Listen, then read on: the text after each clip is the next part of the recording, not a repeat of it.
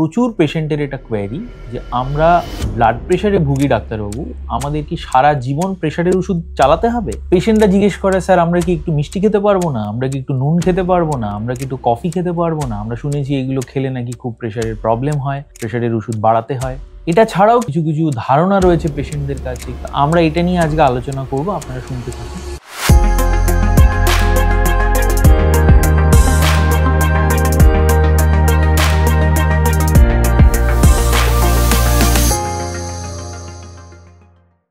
নমস্কার, আমার নাম ডক্টর অভিজ্ঞান মাঝি। আমি consultant physician in general medicine critical care, Vivacity multi speciality hospital, Madhyamgram.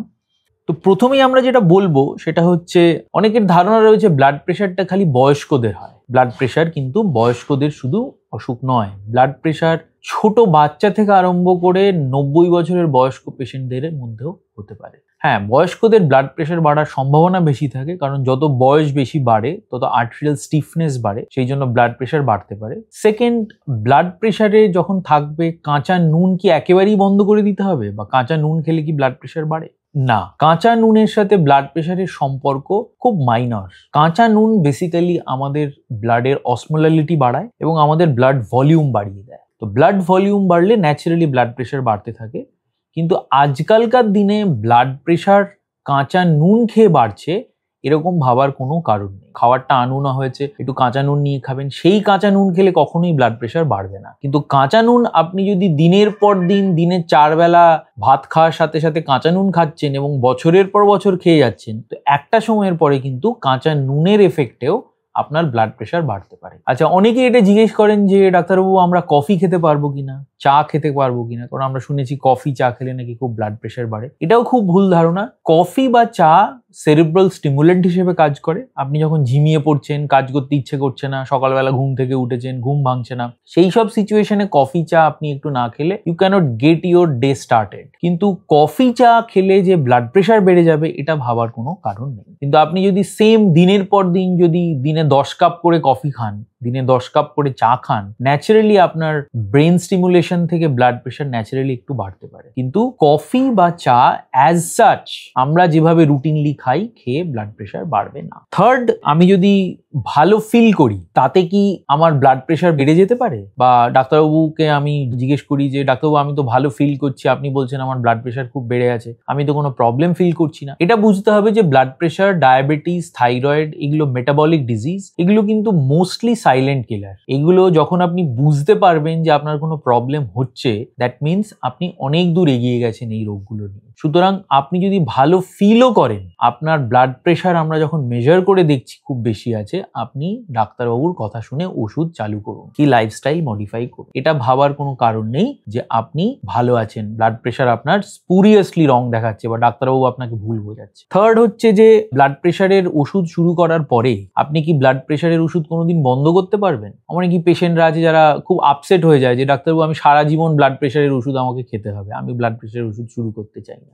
সারা জীবনই খেতে হয়, এটা ধারণা নিয়েই চলতে হবে যখন ব্লাড প্রেশার শুরু করবেন। কিছু কিছু ক্ষেত্রে সেকেন্ডারি হাইপার টেনশন আমরা যেটা বলি, যে জেনেটিক্যালি ব্লাড প্রেশার রোগ যেটা নয়, বাবা মার কাছ থেকে আপনারা পাননি, সেকেন্ডারি হাইপার টেনশন, লাইক কিছু কিছু রোগ আছে যেই রোগের জন্য যদি আপনার ব্লাড প্রেশার বাড়ে, যেরকম কুশিং সিনড্রোম, শরীরে যদি আপনার স্টেরয়েড হরমোন বেড়ে যায়, শরীরে যদি কোনো আপনার টিউমার হয়, ফিওক্রোমোসাইটোমা, এই ধরনের কিছু কিছু রেয়ার ডিজিজ আছে, যেই ডিজিজগুলো যদি কিওর করা যায় ব্লাড প্রেশার কিন্তু নর্মাল হয়ে যায়। তো ব্লাড প্রেশারের জন্য সারা জীবন ওষুধ খেতে হবে এই ধারণাটা করেই এগোনো ভালো। কিন্তু লাইফস্টাইল মডিফাই করে ওজন কমিয়ে আপনার সেকেন্ডারি হাইপার টেনশনের যদি কোনো কারণ থাকে তো সেটাকে ভালো করে কিন্তু আপনি ব্লাড প্রেশারের ওষুধ বন্ধ করতে পারেন। এরকম ভাবার কোনো কারণ নেই যে ব্লাড প্রেশারের ওষুধ আমরা বন্ধ করতে পারবো না। আরো কিছু মিথ আছে যে কিছু হার্বাল রেমেডিজ আছে, যে হার্বাল রেমেডিজ গুলো বা কিছু টিজ আছে, কিছু হার্বাল পাতা রয়েছে, রুটস রয়েছে, যেগুলো খেলে আমাদের ব্লাড প্রেশার কমে যাবে। এটা একদমই ভুল ধারণা। কিছু কিছু হার্বাল থেরাপিজ আছে আয়ুর্বেদেতে যেগুলো ব্লাড প্রেশারের উপরে খুব ভালো এফেক্ট ফেলে, কিন্তু ওভারঅল সেগুলো খুব একটা র্যান্ডামাইজড কন্ট্রোল ট্রায়ালের মধ্যে দিয়ে এসছে সেরকম নয়। এগুলো এক্সপিরিয়েন্স, এগুলো বহুদিনের পুরনো ধারণা, পুরনো চিন্তার থেকে এগুলো এসছে, এবং এগুলো অবজারভেশনাল ফ্যাক্টস, সায়েন্টিফিক ফ্যাক্টস কিন্তু বলে যে herbal teas, herbal medicines are not that effective blood pressure কমানোর জন্য। ব্লাড প্রেশার কমানোর জন্য প্রথম যেটা দরকার সেটা হচ্ছে লাইফস্টাইল মডিফিকেশন। ব্লাড প্রেশার কমানোর জন্য মেডিসিন আপনাকে খেতে হবে। তো নেক্সট কোয়েশ্চেন আমাদের আছে যে what are the natural process, naturally আমরা কিভাবে ব্লাড প্রেশার কমাতে পারি। তো 2-3টে খুব কমন ধারণা আপনাদেরকে দিই যে ন্যাচারাল ওয়েতে উইদাউট মেডিকেশন কিন্তু ব্লাড প্রেশার কমানো সম্ভব। যেরকম প্রথম যে জিনিসটা খুব ইম্পর্টেন্ট সেটা হচ্ছে স্ট্রেস। আপনি যদি নিজের স্ট্রেস কমাতে পারেন আপনার ব্লাড প্রেশার কিন্তু এমনিই কমবে। তো stress is very much related to high blood pressure. প্রত্যেকেরই প্রয়োজন যে নিজের জন্য একটু সময় বার করা, সারাদিনের শেষে আধ ঘন্টা 40 মিনিট একটু মেডিটেশন করা, একটু চোখ বন্ধ করে বসে থাকা। সেকেন্ড ভেরি ইম্পর্টেন্ট পয়েন্ট হচ্ছে আপনার যদি ওবেসিটি থাকে, আপনি যদি খুব মোটা হন, শরীরে ফ্যাটের পরিমাণ যদি খুব বেশি থাকে, আপনি যদি ফ্যাট কমাতে পারেন, ডায়েট কন্ট্রোল করতে পারেন, আপনার কিন্তু ব্লাড প্রেশার কমবে। ইউজুয়ালি বলে আপনি যদি 1 কেজি ওয়েট আপনার কমান, আপনার কিন্তু 1 millimetre of mercury systolic blood pressure কমবে। তো blood pressure very much related two body weight. আপনি যদি বডি ওয়েট কমাতে পারেন আপনার কিন্তু ব্লাড প্রেশার খুব ভালো আস্তে আস্তে কন্ট্রোল হতে পারে। থার্ড ইম্পর্টেন্ট পয়েন্ট হচ্ছে ঘুম। প্রত্যেক দিন 6 থেকে 8 ঘন্টা সাউন্ড স্লিপ ঘুম হওয়াটা is very important. Sound sleep ঘুম হলে ইউজুয়ালি বডি ইমিউনিটি খুব ভালো থাকে, body mechanism, hormonal behaviours, central nervous system activities খুব ভালো থাকে। সেক্ষেত্রে কিন্তু সেন্ট্রালি অ্যাক্টিং রিসেপ্টার্স যেগুলো থাকে সেগুলো খুব প্যাসিফাই হয় বলে ব্লাড প্রেশার কম থাকে ইউজুয়ালি। ফোর্থ, অনেকে আজকাল ভোগে যেটাকে বলে স্নোরিং ডিজিজ, নাক ডাকে। নাক ডাকা কিন্তু is basically a part of obstructive sleep apnoea. সুতরাং আপনি যদি অবস্ট্রাকটিভ স্লিপ অ্যাপনিয়াকে ট্রিটমেন্ট করতে পারেন in the form of CPAP, রাত্রেবেলা আপনি সিপ্যাপ মেশিন নিয়ে ঘুমোচ্ছেন, তাতে কিন্তু আপনার অবস্ট্রাকটিভ স্লিপ অ্যাপনিয়া ভালো হলে আপনি ব্লাড প্রেশার কমাতে পারবেন। ফিফথ, ড্রিঙ্কিং বিহেভিয়ার কমাতে পারেন। খুব বেশি অ্যালকোহল না খান, খুব বেশি ক্যাফেইন না খান, খুব বেশি যদি চা না খান। এই জিনিসগুলো কিন্তু আপনার ব্লাড প্রেশারের উপরে এফেক্ট করে। তো ব্লাড প্রেশার আপনি যদি কমাতে চান এই জিনিসগুলোকেও আপনাকে কমাতে হবে। সিক্সথ, আপনার লাইফস্টাইলের মধ্যে আপনি যদি রেগুলার একটু যোগা করতে পারেন, লাইফস্টাইলের মধ্যে রেগুলার যদি আপনি খাওয়া দাওয়াটাকে ভেরি কন্ট্রোল করতে পারেন, লাইক আপনার খাওয়া দাওয়ার মধ্যে যদি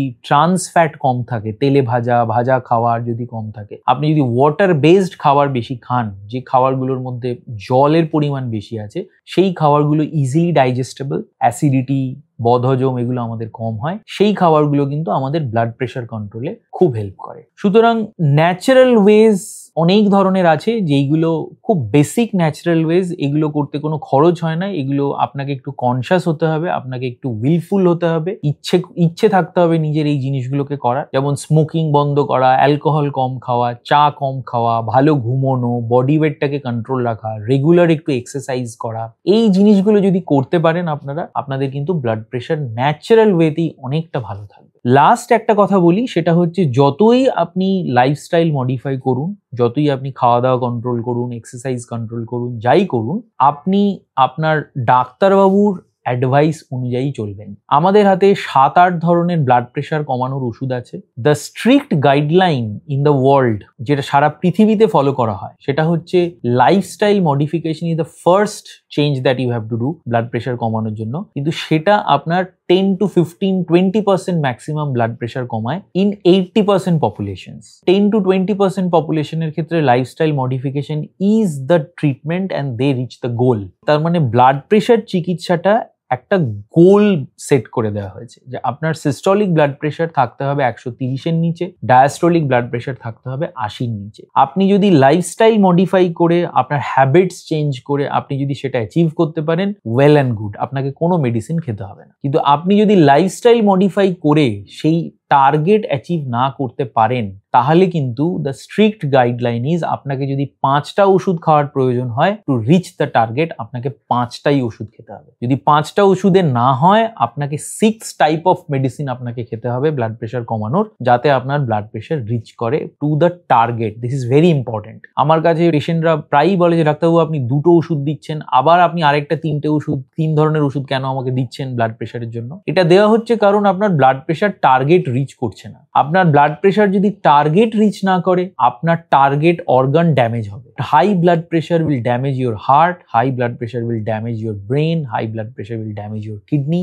সুতরাং আপনাকে যদি 7 রকমের মেডিসিন দিয়ে ব্লাড প্রেশার কমাতে হয়, সেটাই আপনাকে করতে হবে। This is very important knowledge for general public. পেশেন্টদের মধ্যে এটা একটা খুব মিথ এবং ধারণা রয়েছে যে ডাক্তারবাবু ইচ্ছে করে আমাকে 4টে ওষুধ দিচ্ছেন।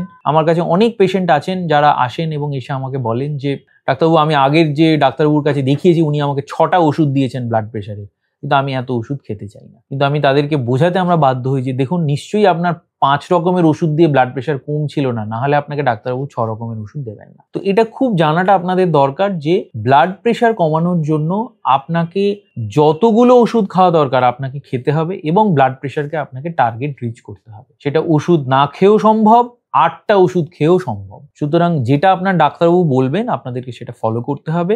ভিডিওর নিচে ডেসক্রিপশনে লিংক দেওয়া আছে, আপনারা সেই ডেসক্রিপশনে ক্লিক করুন। ক্লিক করলে আপনাদের যদি কোনো কোয়ারিজ থাকে, আপনারা যদি কিছু প্রশ্ন করতে চান, ডাইরেক্টলি আমাদের সাথে কথা বলতে চান, যোগাযোগ করতে চান, আপনারা করতে পারবেন। ভিভাসিটিতে আমাদের রেগুলার ডায়াবেটিক ক্লিনিক, ব্লাড প্রেশারের জন্য ক্লিনিক হয়, আপনারা সেখানে যোগাযোগ করুন। আমাদের এখানে ভিভাসিটি মাল্টি স্পেশালিটি হসপিটালে ব্লাড প্রেশার ম্যানেজমেন্টের জন্য আপনারা ডায়েটিশিয়ান কনসালটেশন করতে পারেন, যেটা আমাদের 24/7 ডায়েটিশিয়ান কনসালটেশন হয়। কারণ খাওয়ার প্যাটার্ন, কি খাবেন, ক্যালোরি ইনটেক কত করবেন, এগুলোর সাথেও ব্লাড প্রেশার ভীষণভাবে রিলেটেড। সেকেন্ডলি আমাদের এখানে খুব ডেডিকেটেড মুক্তি নামে যোগা সেন্টার রয়েছে, আমাদের হসপিটালেই হয়, খুবই ভালো। আপনারা এখানে এসে যোগাযোগ করতে পারেন এবং আমাদের সাথে যোগাযোগ করে যোগার মাধ্যমে কিভাবে আপনারা বডি ফিটনেস ইমপ্রুভ করবেন এবং ব্লাড প্রেশারকে কন্ট্রোল রাখতে পারবেন সেটাও আপনারা জানতে পারবেন। নমস্কার।